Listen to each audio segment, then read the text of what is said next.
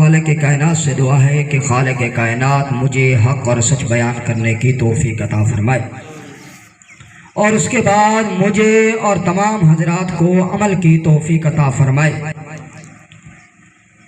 دوستو، بزرگو، عزیز بھائیو، قرآن مجید فرقان حمید کا مطالعہ کیا جائے، اس کے اندر دیکھا جائے تو ہمیں قرآن مجید کے اندر تین بنیادی عقیدے، تین بنیادی حقائق اور تین بنیادی مسئلے ہمیں سمجھ آتے ہیں، جن کو اللہ نے کثرت سے بار بار بیان فرمایا۔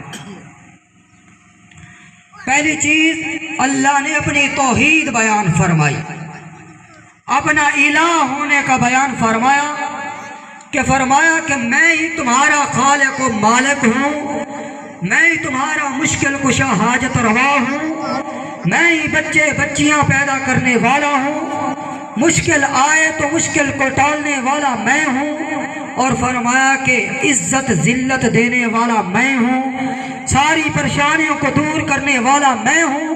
اللہ تبارک و تعالی نے سب سے پہلے اپنا تعارف فرمایا،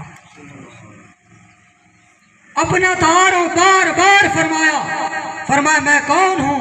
اللہ فرماتا ہے یَهْبُ لِمَن یَشَاءُ اِنَاثًا وَیَهْبُ لِمَن یَشَاءُ الذُّکُورَ، میں ہی وہی تو اللہ ہوں جو تمہیں بچے دیتا ہوں، جس کو چاہتا ہوں بچیاں دیتا ہوں، جس کو چاہتا ہوں جوڑے جوڑے دیتا ہوں، جس کو چاہتا ہوں کچھ نہیں دیتا۔ فرمایا میں وہی اللہ تو ہوں جو تمہیں اولاد عطا فرماتا ہوں۔ سبحان اللہ۔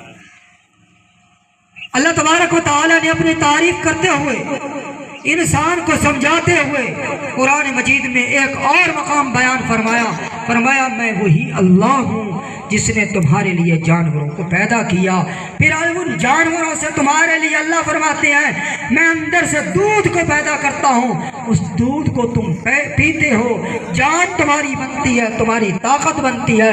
اللہ فرماتے ہیں وَإِنَّ لَكُمْ فِي الْأَنْعَامِ لَعِبْرَةً نُسْقِيكُم مِّمَّا فِي بُطُونِهِ مِن بَيْنِ فَرْثٍ وَدَمٍ لَبَنًا خَالِصًا سَائِغًا لِّلشَّارِبِينَ۔ فرمایا کہ تم اللہ کی وحدانیت کو سمجھنا چاہتے ہو، تمہیں اللہ سمجھ نہیں آتا، تم کہتے ہو اللہ کہاں ہے، تمہیں سمجھ کیوں نہیں آتا۔ وَفِي أَنفُسِكُمْ أَفَلَا يُبْصِرُونَ، اپنے اندر جھانک کر دیکھو، جس چیز کو اندر سے دیکھو گے تمہیں اللہ نظر آئے گا۔ فرمایا کہ تم دودھ کا گلاس کبھی اٹھا کر دیکھو، ہاتھ میں جب تمہارے دودھ کا گلاس ہو اس وقت سوچو یہ کہاں سے آیا، کس نے بھیجا، کس کے لیے آیا۔ دودھ کہاں سے آیا بھائی؟ اللہ نے بھیجا۔ کس کے ذریعے بھیجا؟ جانور کے ذریعے بھیجا۔ اللہ فرماتے ہیں ہم اس جانور کے اندر گوبر کی بدبو کو بھی شامل نہیں ہونے دیتے، خون کی رنگت کو بھی شامل نہیں ہونے دیتے، اور اندر سے صاف شفاف خوبصورت میٹھا تمہیں دودھ پلاتا ہے، جو وہی تو اللہ ہے تمہارا۔ اور اللہ تبارک و تعالی نے اپنی توحید سمجھاتے ہوئے قرآن کا اور ایک مقام بیان فرمایا کہ ہم نے شہد کی مکھی کی طرف وحی کی، اور ہم نے کہا شہد کی مکھی جاؤ پہاڑوں میں گھر بناؤ اور عجیب و غریب درختوں پر گھر بناؤ، اور گھر بنا کر وہاں پر مختلف قسم کے پھلوں سے شہد کو چوس کر آؤ اور میری امت کو، میری مخلوق کو میٹھا شہد پلاؤ۔ فرمایا جو مکھی سے شہد بناتا ہوں میں وہی تمہارا اللہ۔ سبحان اللہ۔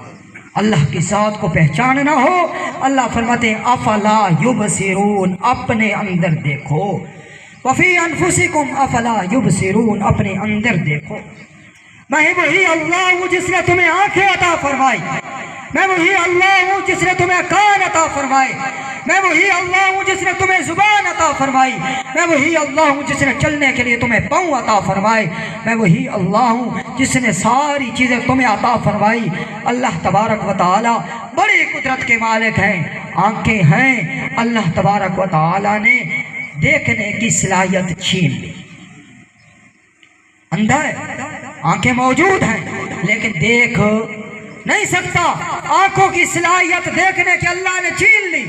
کان ہے لیکن سن نہیں سکتا، فرمایا کہ پاؤں ہیں چل نہیں سکتا، ہاتھ ہیں پکڑ نہیں نہیں سکتا۔ یہ ساری چیزوں کو طاقت کس نے عطا فرمائی؟ وہی تو میرا اللہ ہے۔ اسی ذات کو اللہ کہتے ہیں۔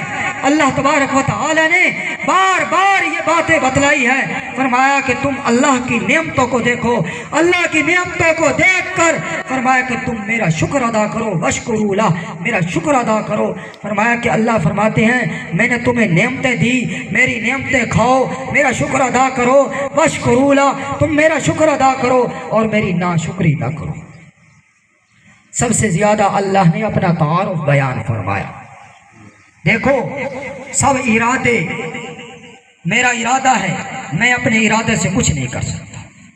میرا ارادہ ہے میں ابھی کے ابھی ملتان چلا جاؤں، مجھے کیا معلوم میرا راستے میں ایکسیڈنٹ ہو جائے، موت آ جائے۔ میرا ارادہ ہے میں یہ کام کروں، میرا ارادہ نہیں چلتا، صرف ارادہ چلتا ہے تو میرے اللہ کا چلتا ہے۔ اللہ نے اپنا تعارف فرمایا۔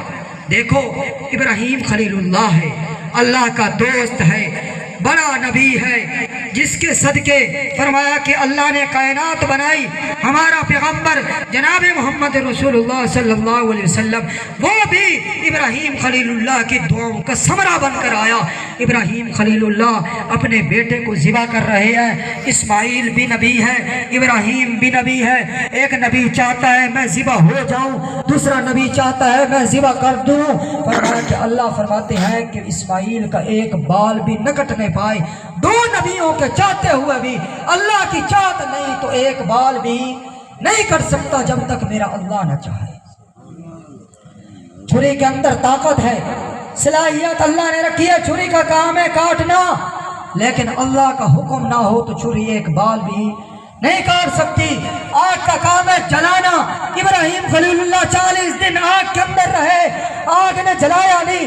پانی کا کام ہے ڈبونا، پانی اس وقت تک نہیں ڈبو سکتا جب تک اللہ کا حکم نہ آئے، اور اسی وقت تک فرمایا کہ موت نہیں آ سکتی جب تک اللہ کا حکم نہ آ جائے۔ ایک اللہ نے اپنی توحید بیان فرمائی، دوسری چیز اللہ نے نبیوں کی رسالت کو بیان فرمایا۔